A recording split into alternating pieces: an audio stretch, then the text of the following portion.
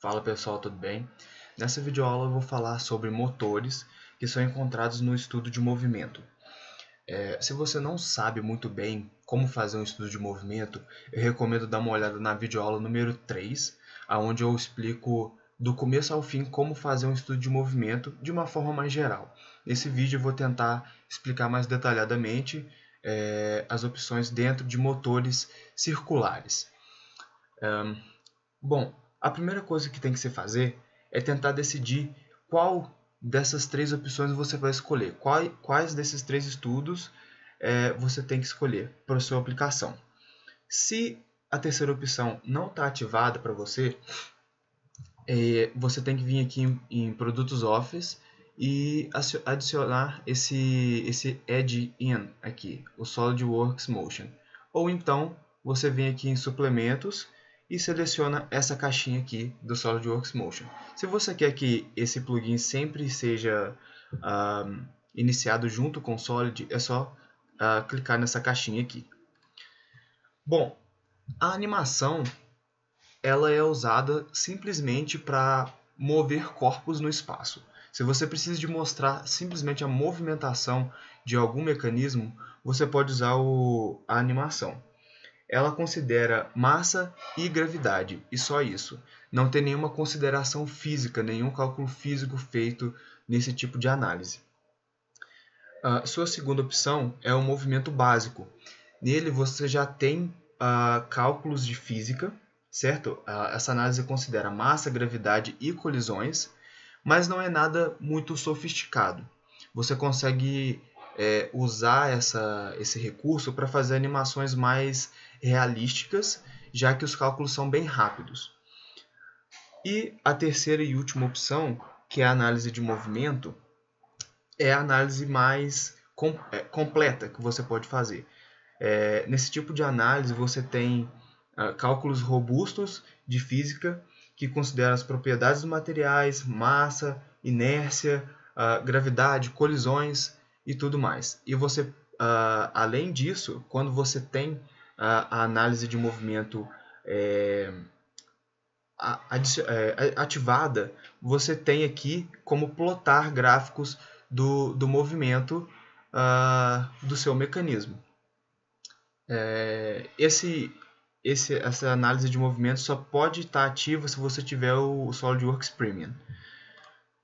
Bom, dito isso, o que eu tenho aqui? O meu modelo é simplesmente esse objeto aqui que pode girar em torno desse eixo. E eu tenho esses ângulos aqui para facilitar a nossa visualização. Bom, vamos aqui direto adicionar um motor circular, motor rotativo, certo? Ele já está selecionado aqui nesse ícone. E agora a gente vai escolher aonde o motor vai ficar, o local do motor. E para isso eu quero selecionar essa aresta aqui dessa peça. Então eu vou ocultar essa peça. Vou selecionar essa aresta. E você pode ver que já populou essa outra caixa aqui, que é a direção do motor. O SolidWorks já inferiu uma direção para o motor. Se eu quiser alterar essa direção, é só clicar aqui nesse ícone. Essa terceira caixa é quando a gente quer que o movimento com referência a algum outro corpo que esteja em movimento. O que eu quero dizer com isso? Se essa caixa não tiver nada, o meu referencial vai ser o referencial inercial, ou seja, alguma coisa que esteja parada. Agora vamos supor que eu tenha uma outra peça igual a essa, girando a uma velocidade de 10 RPM, e eu quero que a velocidade desta peça que vocês podem ver aí, dessa peça que está aí na tela, que ela seja de 100 RPM com relação a essa outra que seja de 10 RPM. Ou seja, no referencial inercial ela vai ter 110 RPM. Então é para isso que se usa essa caixa de diálogo. Bom, continuando aqui, a gente tem o objeto dessa aula, que são esses vários tipos de motor que eu posso escolher. Primeiramente é a de velocidade constante, é o mais simples de todos. A única coisa que eu vou dar aqui de input vai ser a velocidade do motor. Se eu clico aqui em cima do gráfico, eu posso confirmar essa teoria de que a velocidade é constante. Olha, é uma reta. Se eu mudo essa velocidade aqui para 10 RPM, vocês podem ver aqui que o gráfico é atualizado, certo? E é simplesmente isso que a gente faz aqui. Então, eu setei aqui para 100 RPM e vou dar um OK. O default do Solid é de 0 a 5 segundos, então por isso que essa barrinha foi para aqui para 5 segundos, né? E eu vou voltar aqui com o meu pino. E agora o que a gente faz aqui? A gente vem em calcular o movimento. E 100 RPM vocês podem ver que é bem rápido. Para deixar um pouco mais fino a nossa análise, eu vou aumentar o número de quadros por segundo aqui para 80. Beleza. Para as próximas análises a gente vai precisar desse refinamento. E vocês podem ver que girou como a gente pediu, 100 RPM. Tem mais uma coisa que é possível fazer com o motor rotativo em velocidade constante, que é setar um deslocamento específico para o objeto, sem ter que usar outro tipo de motor. Por exemplo, se eu tenho aqui um motor de 10 RPM que funcione por 1.5 segundos, o meu objeto vai rodar 90 graus. E assim a gente consegue, fazendo essa regrinha de 3, a gente consegue definir um deslocamento específico para o motor. Mas a gente pode usar um outro tipo de motor para fazer determinadas mudanças a isso. Por exemplo, eu posso usar o motor de distância e fazer a mesma coisa. Eu posso mandar ele se mover 90 graus entre 0 e 5 segundos. O que eu estou falando aqui? Eu estou falando que ele tem que se mover 90 graus em 5 segundos, ou seja, com esses 3 parâmetros aqui eu estou definindo a velocidade do motor. Se eu venho aqui no gráfico, eu posso ver que ele não tem bordas, ele não é brusco. Ele tem aqui um movimento bem suave, fazendo com que a velocidade varie gradativamente subindo e descendo, né? Na aceleração e na desaceleração. Bom, se eu dou um OK aqui, a gente pode recalcular e a gente vê que foi 90 graus e dá para ver que gradativamente ele aumenta a velocidade e diminui a velocidade. A terceira opção que nós temos é o motor oscilante. Nele, se eu abrir aqui o gráfico, vai ficar bem claro como ele funciona. Ele tem uma amplitude, que nesse caso está para 90 graus. Tem uma frequência que está relacionada com o tempo, que nesse caso é de 1 Hz. E também um defasamento, que nesse caso está em 0. Eu vou rodar esse motor aqui, só para ter uma ideia. E depois a gente volta. Olha só, ele oscila entre 0 e 90 graus. Com uma frequência específica durante um determinado período de tempo, nesse caso de 5 segundos. Bom, a gente pode brincar um pouco com esses parâmetros aqui e pode visualizar as mudanças aqui no gráfico. Bom, pode ser que eu queira que ele oscile 180 graus, certo? Então pode ver aqui que a amplitude da minha oscilação aumentou. Pode ser que eu queira uma frequência menor, eu quero ver melhor o movimento, então eu tenho aqui uma frequência menor e o gráfico foi atualizado. E vamos supor também que eu quero fazer com que essa ponta aqui, ao invés de começar desse zero aqui, comece de 270 e varie até 90. e fica nessa oscilação aqui. Eu posso simplesmente mudar esse defasamento aqui para 90, e vocês podem ver que meu gráfico ele foi deslocado para a direita 90 graus. E aí o que acontece? Ele sai de 90, vai para 0, volta em 90, depois vai para 180. O que isso significa? Quer dizer que agora esse ponto meu aqui de referência aqui na figura 0, para a simulação ele vai ser 90. Ele sai de 90, vem para 0, certo? Porque é negativo. Então é como se fosse menos 90. Ou seja, ele vem para o 0, passa por 90 de novo e depois vem para 180. Na prática, é como se eu tivesse pegado esse círculo aqui e rodado ele na direção horária para cá, 90 graus. Se eu der um OK aqui, mandar recalcular, o que acontece é exatamente isso. Pode ver que ele começa de 0. Deixa eu botar um pouquinho de câmera lenta aqui. Ele sai do 0, vai para menos 90 ou 270, vai para 90 e fica nesse ciclo. Então, a gente pode simplesmente brincar ali com o gráfico e alterando os parâmetros para conseguir o movimento que a gente precisa.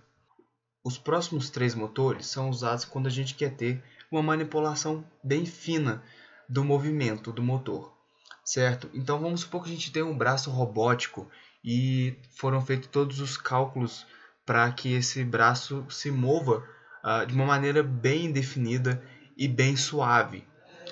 E então a gente faz isso a partir de 3 motores, que são segmentos, pontos de dados e expressão. Todos os 3 são controlados a partir desse menu aqui.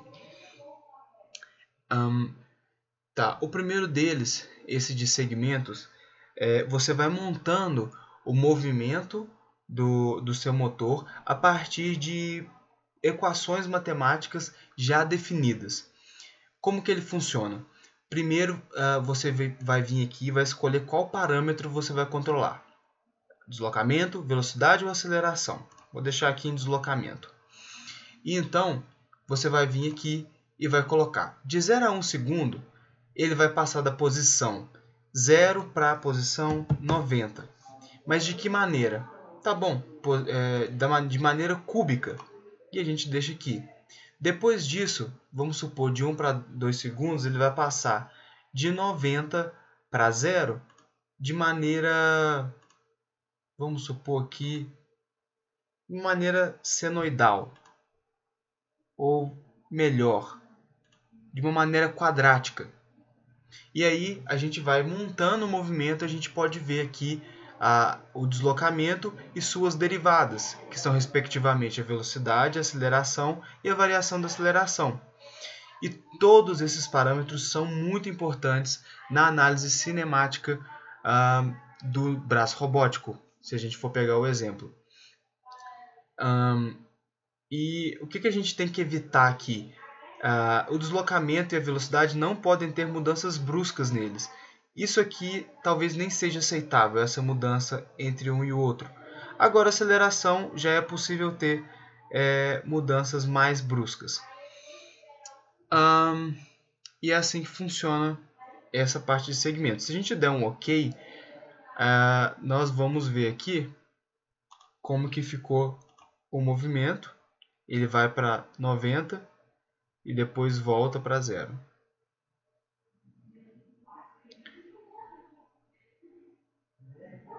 E aqui está continuando um movimento que é do motor de 100 RPM ou de 10 RPM que nós tínhamos feito anteriormente. Agora, se a gente ver aqui em pontos de dados, como que isso daqui funciona? Vamos apagar.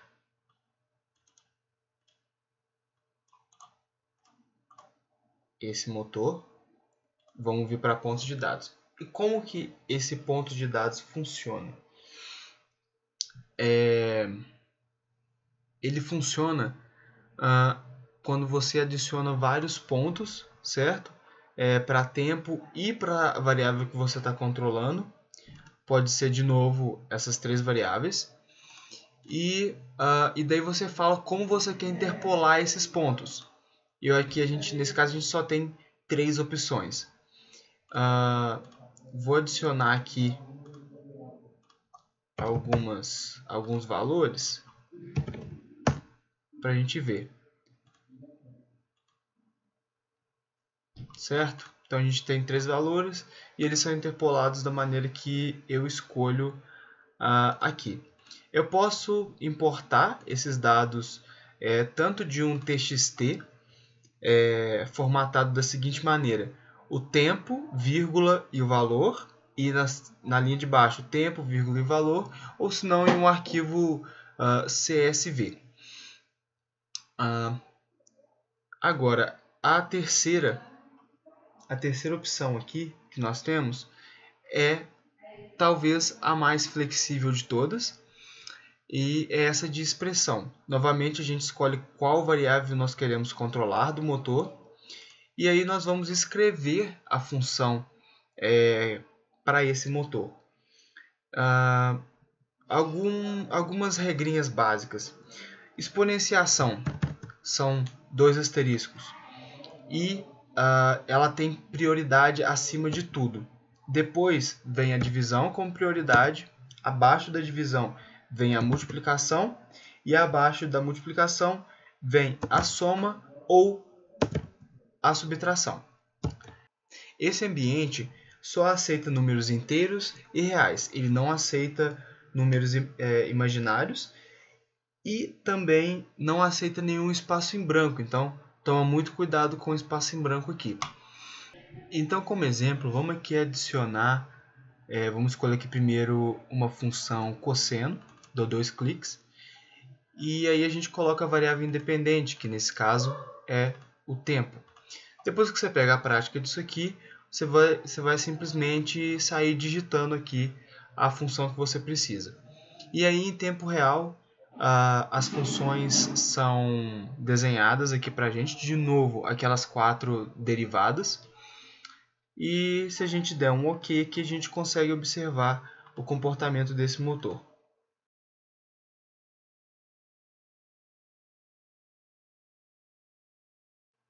Pode reparar que o movimento está bem pequeno. E isso se deve ao fato de que o cosseno tem amplitude 1. Então, a gente pode vir aqui e mudar para tornar essa movimentação mais precisa, mais perceptível, e multiplicar por 90. Dou um OK de novo. Vamos voltar aqui e vamos recalcular. E aqui a gente pode ver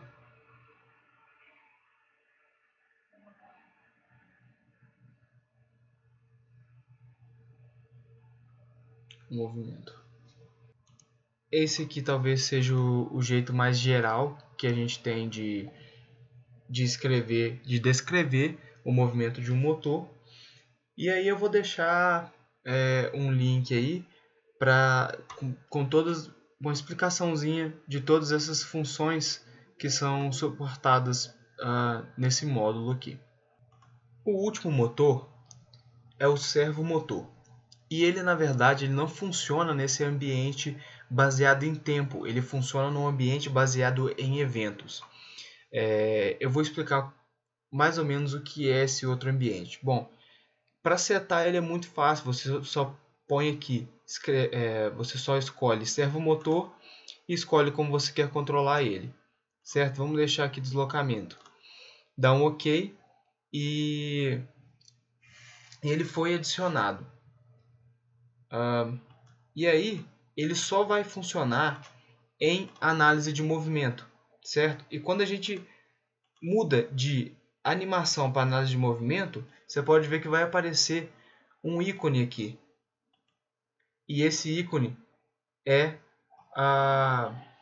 o ambiente baseado em eventos. Então, para que serve isso? Vamos supor que você não sabe exatamente quando uma coisa acontece em um processo que você está tentando descrever. Então, ao invés de você marcar de tempo a tempo, como esse processo acontece, você marca os eventos. Vamos supor que numa correia transportadora você tem um sensor que está detectando todos os produtos que passam ali na frente daquele sensor. E o espaçamento entre os produtos não é igual. Então, toda vez que esse sensor detecta um produto, você faz alguma coisa. Talvez você acione um atuador para empurrar esse produto fora da correia transportadora porque aquele produto está com uma etiqueta errada, vamos supor. Então, nesse caso, você não tem como modelar isso num ambiente baseado em tempo. Você tem que modelar isso num ambiente baseado em eventos. E é assim que, deixa eu voltar aqui, quando a gente clica aqui nesse segundo ambiente, a gente tem essa tela aqui. Vamos fazer um exemplo bem simples baseado em eventos, só para a gente poder testar o servomotor. A gente clica aqui nesse maisinho para definir a duração da análise, que no caso é de 5 segundos. E depois a gente clica de novo aqui e vamos definir aqui o nosso servomotor. Ele vai ter que alterar de posição de 0 para 90 em 5 segundos de uma maneira cúbica. E aí um tempo de atraso tem que ser 0, certo? Porque quando o tempo for 0 ele tem que começar a funcionar. Vamos dar para calcular e aí a gente consegue ver esse movimento. Se a gente mudar aqui para 10 segundos, 180 graus, em 10 segundos, com atraso de 0, a gente vai ter esse resultado aqui. E assim funciona o servomotor. Bom, eu espero que tenha dado para esclarecer todas as dúvidas sobre os motores circulares. E na próxima aula a gente vê mais sobre os motores lineares. Valeu, galera!